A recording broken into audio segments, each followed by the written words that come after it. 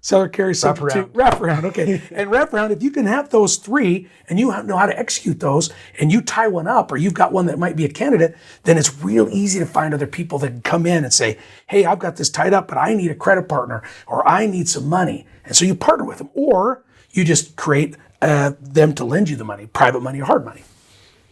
So we've talked about all these methods. There's so many great ways of being able to approach a deal. How do I pick one over another?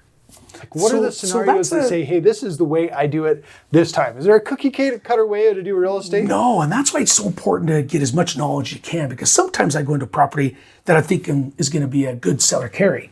But then I find out, oh, you know what, they're in foreclosure, or I find out something else. And I'm like, you know what, this may be a better subject too. Or we get into it and you're like, man, like the one you did the other day, you did a few scenarios. You're like, you know what, you'd be better off just to keep this property. So the great thing about get as much knowledge as you can, knowing about all the different ways to take down a deal, is each time you go into a deal, it may be, hey, this is going to be a classic whatever strategy. But you get into it and you're like, nah, that's not going to work. It's going to be better for them and better for you to maybe do a different strategy. Yeah. And I really like to look at all of these strategies as just having a number of tools in your tool belt. Yeah. Right? You may go into a project thinking you need a Phillips head screwdriver and it changes to a standard, right? Yeah.